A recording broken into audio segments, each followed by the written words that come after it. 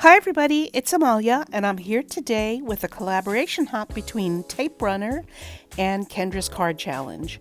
Kendra's Card Challenge is a card sketch challenge where you cut 6 sheets of patterned paper to make 15 cards.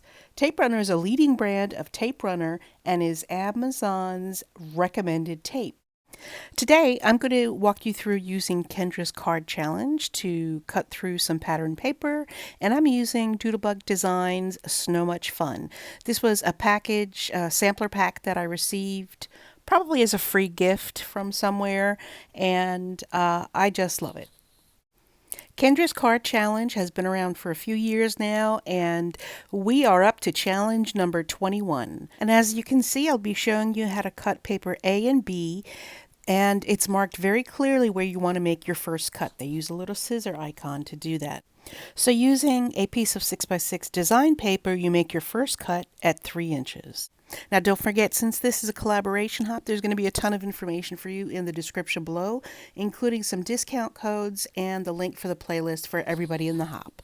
Now to keep myself organized, I use some plastic sleeves and I number them 1 through 15 so that I can organize all of my cut pieces together and not lose track. After you've made your first cut, your second cut is going to be to take that 3x6 and cut it into 2 3x3s. Then take one of those 3x3s and cut 1/2 an inch off of one side, turn it once, and then cut 1/2 an inch from the other side. That will leave you with 2 1/2-inch strips, one that is 3 inches and the other will be 2.5 inches. Take the shorter strip that's 2.5 inches and cut it at the 1-inch mark. So I have some strips that I'm going to put into the corresponding plastic sleeves. I need to put 2 pieces into envelope 7 and 1 piece into envelope 12. So I have a 3-inch and a 2-inch square left, but I need to cut those into circles. So I'm going to set those aside. I still have that 3-inch by 6-inch strip, and I'm going to cut that to a 1.5-inch strip. So it's 1.5 by 6 inches now. That piece goes into sleeve number 3, and I'm going to cut the 1.5-inch strip that is 6 inches long into a strip that is 3.25 inches. From there, I'm going to cut that in half so that I have 2 3/4 inch strips. The leftover piece, I'm going to cut 3/4 of an inch off of that, and then I'm going to split the remaining piece in half, so I'll have 2 pieces that are 3/4 of an inch by 2 inches. Kendra's Card Challenge is available as a free printable file on her Patreon account. Check the description box below for links. Keeping organized is really helpful when you're doing the challenge, so I'm putting all of my pieces into their respective numbered sleeves. And we're almost done cutting sheet A. The last thing that we need to do is take that 3-inch square and that 2-inch square and cut them into circles. So I'm going to use my dies and my cutting machine to cut some circles. Once my die cuts are done, I'm going to fold them in half, and I'm not going to crease the edges heavily because I'm going to take those edges and put them up against my guillotine cutter, and it makes I just lean that edge right up against there and cut them in half. It makes the perfect cut, and I don't have to do any measuring. Once my circles are cut in half, the 3-inch halves go into sleeve 1 and 2, and for my 2.5-inch circles, both halves go into sleeve number 2. Using these plastic sleeves is a great organizational tool and a time saver. I'm only cutting 6 sheets of paper, but you're making 15 individual cards, so keeping it organized is ideal. Let me show you how to cut another one of the papers. This is going to be paper number 2 or paper B. And the first cut, as shown on the diagram, is going to be at 1.5 inches. So you're going to cut a strip at 1.5 inches, and then the next cut is going to be, I believe I'm going to cut 1.5 inches, and that will leave you with a 3-inch strip. So I'll go ahead and cut the remaining paper according to the diagram, but I wanted to point out that I am using two-sided design paper that is part of a collection. And this design collection means that the images, the tones and colorings all kind of go together. So if I use one side or the other, it's going to go with all of the other papers in this pack. In addition, this diagram will show you arrows. So the arrows are to indicate which direction the paper is supposed to lay according to the sketch. Now, most of my paper is multi-directional. So in other words, it doesn't matter which way I place it. I can place it horizontally or vertically or sideways. It doesn't matter. It's going to look great because of the pattern. Some of the pieces that I will be using, however, are directional. So for example, paper that has words on it, or if there are images, clearly it's going to look weird if the image is on its side. So those are directional papers. The great thing about Kendra's card challenge, and using any sketches for that matter, is that you can alter them to suit your needs.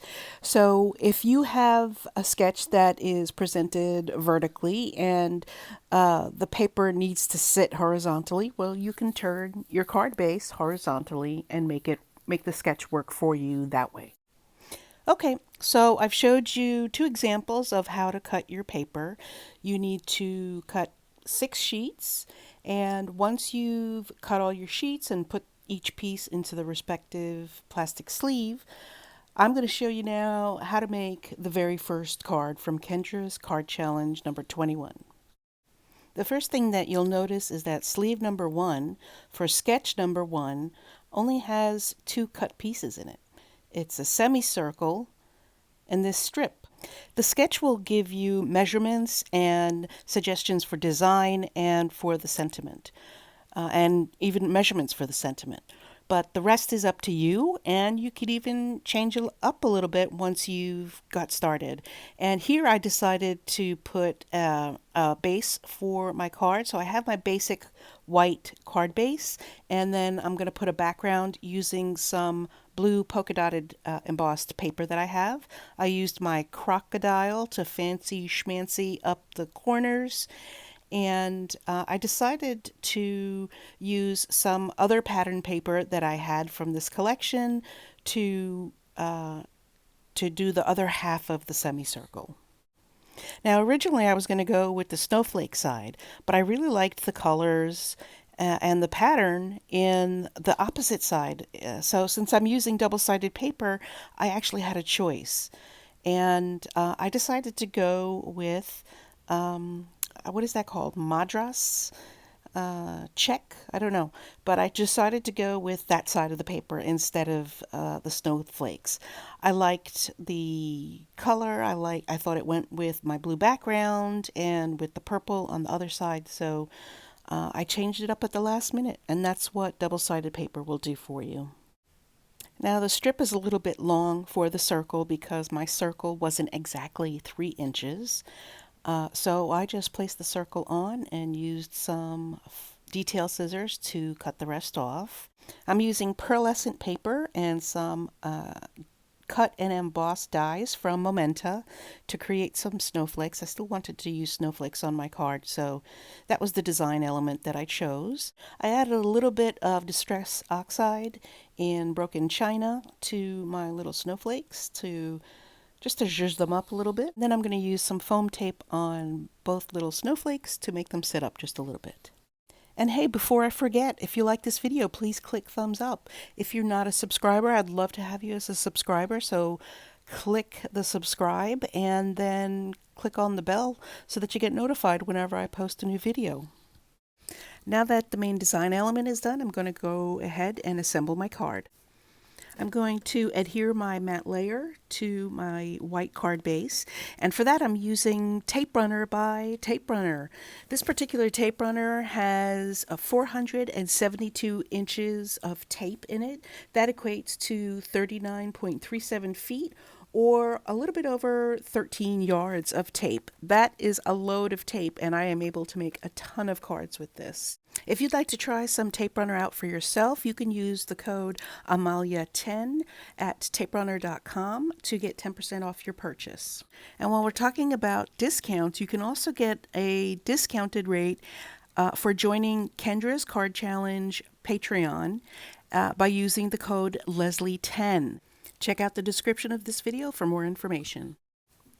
Once I've got my sentiment in place, I decide it needs a little bit more zhuzhing up, and so I'm adding my favorite enamel dots.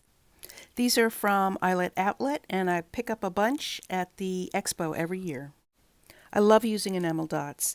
They're a simple way to create texture and movement. They lead the eye around the design and create much more interest.